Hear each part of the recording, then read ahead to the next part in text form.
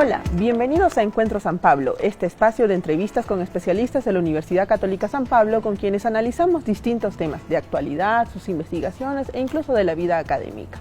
Les doy la más cordial bienvenida a esta primera edición del año y para ello nos acompaña la doctora María del Carmen Concha Rondón. Bienvenida. Muchas gracias. Permítanme contarles un poquito más de la doctora María del Carmen. Ella es integrante de nuestro Departamento de Ciencias de la Salud, también es médico titulada, tiene una especialidad en auditoría médica y salud ocupacional. ¿Por qué estamos con la doctora María del Carmen hoy día aquí en este programa? Porque el 7 de abril se recordó el Día Mundial de la Salud, esta fecha tan importante, más aún con todo el contexto que hemos vivido. Vamos a conversar un poquito más acerca tanto de la fecha, así como cómo podemos nosotros cuidar y mejorar nuestra salud desde cada una de nuestras acciones. ¿Cómo está, doctora? Bienvenida a Encuentro San Pablo. Muchas gracias. Buenos días, muchas gracias por la bienvenida. Me encuentro muy bien, muchas gracias. Perfecto. A ver, el Día Mundial de la Salud. Esta fecha, ¿por qué es importante tenerla presente?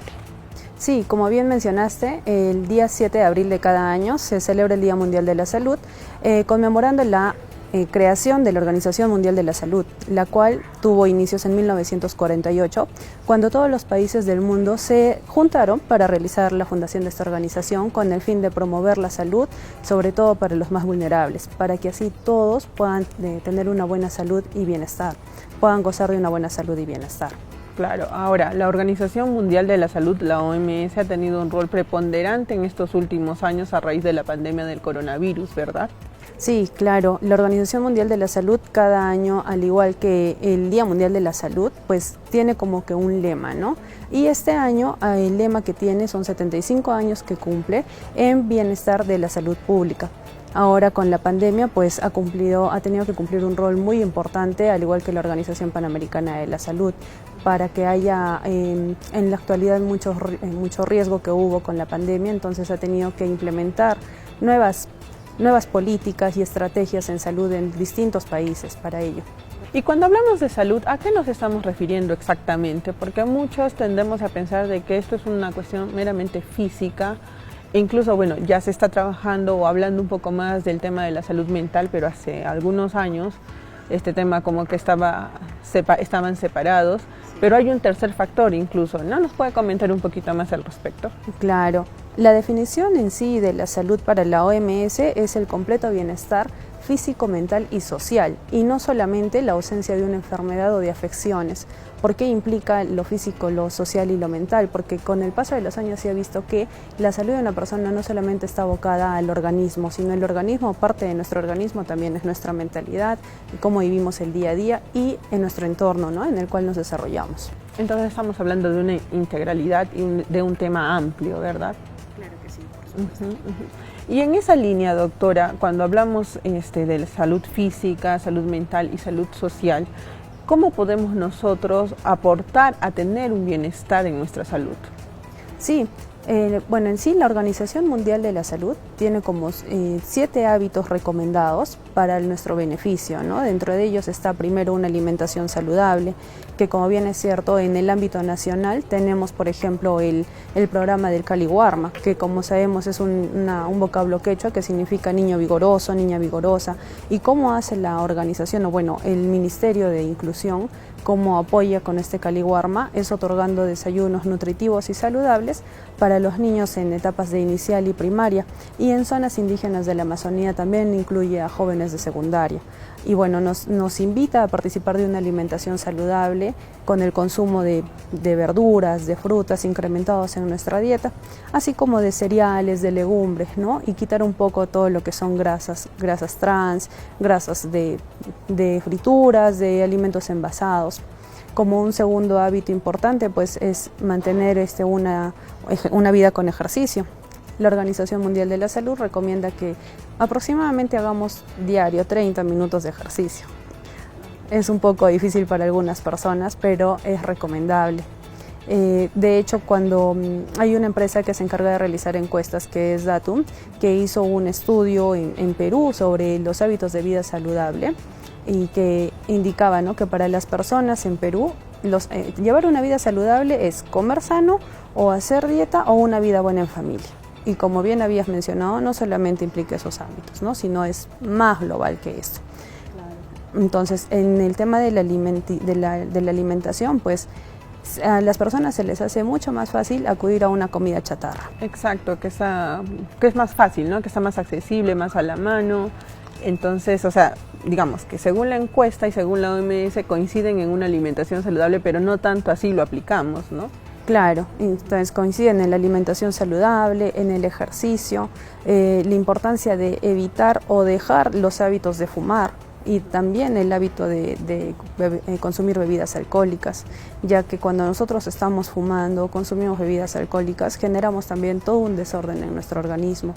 Cuando una persona que, por ejemplo, ha tenido el hábito constante de fumar y que de pronto decide dejarlo, en 12 horas aproximadamente ya hay cambios muy importantes en nuestro organismo y en un promedio de 5 a 10 años pues ya se estaría considerando sus factores de riesgo disminuidos a nivel de una persona sana, ¿no? Como tú, como yo, de pronto que no tenemos de repente estos hábitos, al igual que el consumo del alcohol. Entonces digamos que para tener una salud buena o tener una vida saludable, mucho depende de nuestros hábitos. Claro que sí.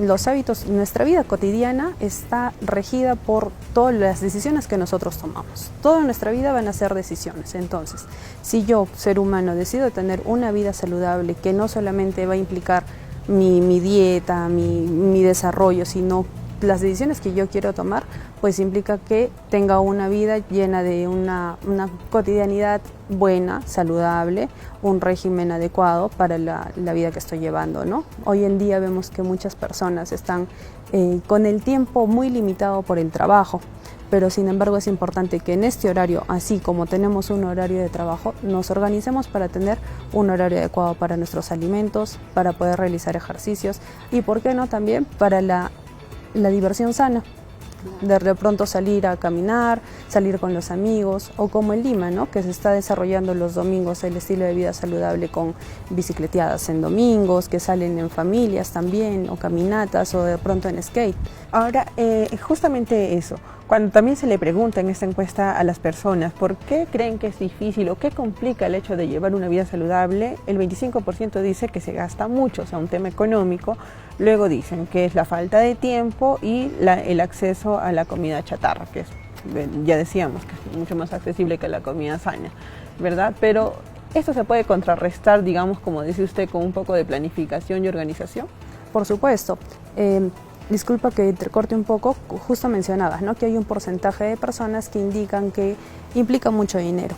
¿Por qué? Porque las personas piensan, no, si yo hago dietas tengo que comer comida muy cara o de pronto ir a los especialistas. Si bien es cierto, es importante que acudas a un nutricionista para que te dé tu dieta, o de pronto si es que estás con sobrepeso u obesidad, acudir a un endocrinólogo especialista, pero esto te va a llevar a que si tú te cuidas, o sea, a más cuidados ahorras más, porque si te enfermas, la enfermedad me conlleva a que gaste más. No necesariamente una dieta saludable te va a implicar mucho gasto. Con que comas una buena dieta en cuanto a frutas, verduras, no estés combinando papa y arroz, equilibrio de tus alimentos, entonces carbohidratos, ¿no? Claro, no va a implicar un gasto mayor como piensan las personas. Ahora, también hay un pensamiento de que para una vida saludable tengo que inscribirme a un gimnasio necesariamente, y no es así. Vemos que estos 30 minutos no necesariamente son ejercicios de levantar pesas, sino ejercicios aeróbicos que se pueden realizar muy bien en casa. Hay muchas rutinas en internet que se pueden encontrar desarrollando aeróbicos, ¿no?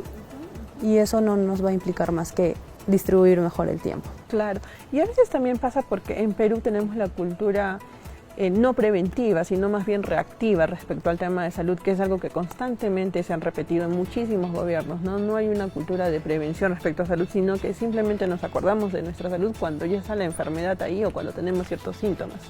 Precisamente, para ello tenemos, así como tenemos la Organización Mundial de la Salud, tenemos la Organización Panamericana de la Salud, la cual, como uno de sus pilares, es la promoción y prevención. Entonces, si es que nosotros prevenimos, como dices tú, el peruano es más reactivo, pero ¿qué se trata de hacer? La prevención y promoción, para que no lleguemos al paso siguiente, que es la enfermedad.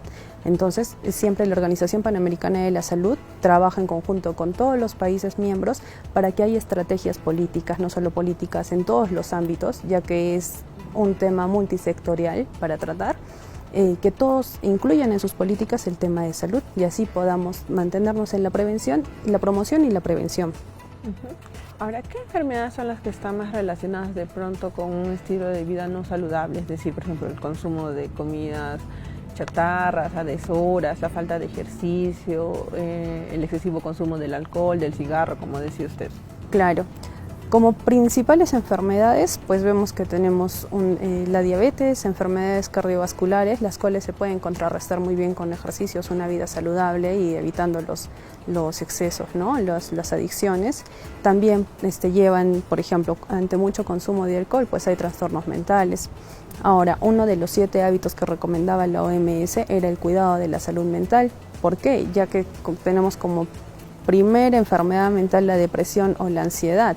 También son enfermedades que no porque sean enfermedades de nuestra mente no pueden ser menos importantes, ¿no? Muchas personas indican que, por ejemplo, si tienen que ir a un psiquiatra o a un psicólogo, se rehúsan, ¿no? Porque dicen, no, todavía yo no estoy hay ese tabú, loco. ¿no? Todavía hay ese tabú respecto a nuestra salud mental, cuando es tan importante, digamos, para equilibrar nuestra vida. Sí, entonces dentro de las enfermedades que conllevan a un desarreglo, pues está, como venía mencionando, ¿no? La hipertensión, la diabetes, muchas enfermedades en el aspecto endocrino, salud mental, también enfermedades, sobre todo, corren riesgo de enfermedades cardiovasculares, paros cardíacos, etc. Sí, también calculo que le exigimos más a nuestras articulaciones cuando, por ejemplo, hay un tema de sobrepeso, ¿no? Exacto, justamente en este estudio que te venía comentando de Datum, indicaba que hay un porcentaje de personas que indican que se encuentran bien en su peso ideal, pero cuando se realiza el estudio del peso talla, que nosotros sacamos lo que llamamos el índice de masa corporal, pues encontramos un porcentaje elevado de personas en sobrepeso y hoy en día, en la actualidad, ya estamos pasando al rango de obesidad. Entonces, pues sí es importante porque cuando nosotros tenemos mucho peso, ¿quiénes cargan todo nuestro peso? Nuestras rodillas en primer lugar. Después de nuestras rodillas, pues nuestras caderas y van afectando nuestra movilidad articular porque presenta dolor, presenta inflamación. Entonces también hay una afección en nuestras articulaciones, ¿no? Y si va de la mano a enfermedades reumatológicas, pues no solamente van a ser en articulaciones de nuestros miembros inferiores, sino también pueden afectar articulaciones de nuestros miembros superiores, las manos, ¿no? Perdiendo un poco la fuerza, provocando mucho dolor. Incluso esto se está notando desde muy temprana edad, ¿no? Incluso en niños ya, o sea, se habla de una diabetes infantil y temas de ese tipo. Sí, claro, cuando hay mucho consumo de grasas, por ejemplo, en los niños, hoy en día los papás a veces les dan, o bueno, les ponen mucha chatarra de repente en las loncheras, provocan el aumento de peso en los niños y esto va a conllevar a que hay enfermedades, ¿no? De sobrepeso y de obesidad en ellos y pues su desarrollo también va a ser disminuido. Y bueno, y como decíamos, la salud es una integralidad que también incluye nuestra mente. ¿Qué recomendaciones hay respecto a ello para cuidar nuestra salud mental? Creo que la primera sería dejar de verlo como un tema tabú o como un tema del cual no se debe hablar, ¿no? Claro que sí. En primer lugar, entender que si yo necesito ir a un psicólogo o a un psiquiatra porque me siento un poco mal, no es porque esté necesariamente loco, como lo mencionan algunas personas, ¿no? Sino que es necesario para todos. Dentro de nuestro bienestar y nuestra salud mental también es importante que podamos cumplir nuestras horas de dormir y que es otro hábito importante para desarrollar, ¿no? La OMS indica de que las personas adultas deberíamos descansar al menos 7 horas porque así desarrollamos también mientras dormimos, hay un arreglo hormonal, hay una preservación de las neuronas, entonces eso nos ayuda también. Dentro de nuestro cuidado de salud mental también está desarrollar ejercicio, realizar actividades que nos van a hacer sentir a gusto, evitar mucho el estrés y si tengo estrés o carga laboral, darme cuenta de esto y no pasarlo por alto. Muchas personas viven con estrés laboral y no se dan cuenta porque dicen, no, es que yo soy muy responsable. Sí, todos somos responsables en nuestro trabajo, pero llegamos a un punto en que en realidad nos está afectando emocionalmente y a nuestro organismo. Empezamos a presentar dolores de cabeza de repente, ¿no? O muchas ganas de comer, ansiedad. Entonces tenemos que aprender el equilibrio, ¿no? Entre una buena vida de descanso, de reposo y una vida laborable. Claro, está demostrado entonces también la relación, el vínculo entre el bienestar mental, de nuestra salud mental, con nuestra salud física. Claro que sí.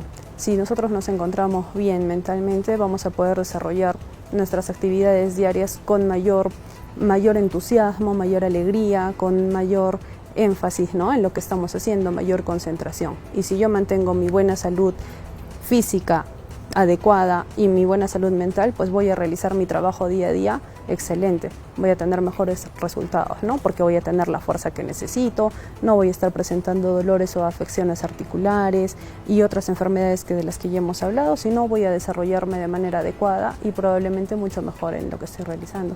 Incluso creo que hay un estudio, no, me parece que es de la OMS, creo, que indica que la enfermedad que más tiempo le está quitando al hombre, digamos, en su cotidianidad, en sus actividades diarias, es la depresión. O sea, contrario a lo que uno pudiese pensar que es el cáncer o alguna enfermedad un poco más severa, ¿no? Sí, es verdad. Hoy en día se está viendo que muchas faltas al trabajo, por así decirlo, o descansos médicos, ya no son necesariamente por afecciones orgánicas, ¿no? Muchas veces son porque hay una persona que está en depresión, no porque tiene otros problemas de salud mental. Sí es cierto que hay esta falta, este incremento, ¿no?, en los descansos médicos, y viene de la mano también que después de atravesar el tiempo de pandemia, muchas personas han sido afectadas de manera mental en esta época. Entonces, pues como que viene de la mano, viene jalando la colita, ¿no?, que la pandemia nos dejó algunas personas que están retornando a las labores. ¿Por qué? Porque tengamos en cuenta que durante pandemia, cuando había el retorno laboral, por ejemplo, de las personas factores de riesgo, hipertensas y diabéticas, no estaban laborando, estaban con un proceso en domicilio, ¿no?, un trabajo remoto, pero ahora que se han reincorporado, muchas de estas personas están con ese temor de salir al encuentro con toda la gente o de salir al público, por así decirlo, sin una mascarilla que los siga protegiendo. Y pues ya sabemos de que ya no es obligatorio el uso de mascarillas, ¿no?, o sea, por prevención lo podemos usar, pero hay personas que tienen este temor muy fuerte, entonces pues tienen que trabajar mucho en terapias psicológicas para que puedan desarrollar su trabajo con normalidad y atendiendo al público, ¿no?, que de repente muchos de ellos desarrollaban ese trabajo antes de la pandemia. Y bueno, y el tercer componente que vendría a ser el componente social, que si bien está relacionado al tema de las políticas públicas, ¿qué podríamos hacer nosotros desde cada uno de nuestros lugares, desde cada una de nuestras actividades? Claro, un componente social es importante porque cuando hemos retornado de la pandemia, si bien es cierto, muchas personas continúan con el temor. Entonces, ¿qué pasa, por ejemplo, ahora si una persona viene a tu trabajo y está presentando síntomas respiratorios? Ya te da un poco de temor o de pronto dices, puede contagiarme el resfrío o el COVID, que muchas personas piensan que un resfrío puede seguir siendo COVID, ¿no?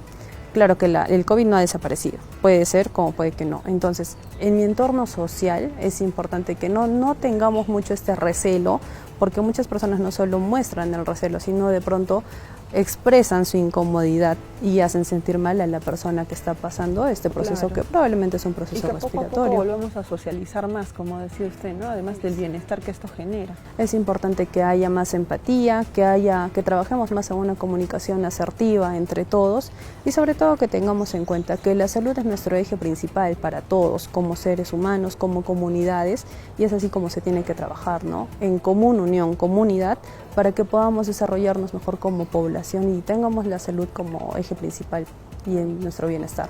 Como dice un dicho popular, sin salud no se hace nada, así que hay que prestarle mucha atención. Bueno, doctora, vamos a cambiar un poquito de tema porque ustedes como departamento también están organizando un programa de especialización y desarrollo en gerencia de servicios de salud, ¿verdad?, para este mes de abril.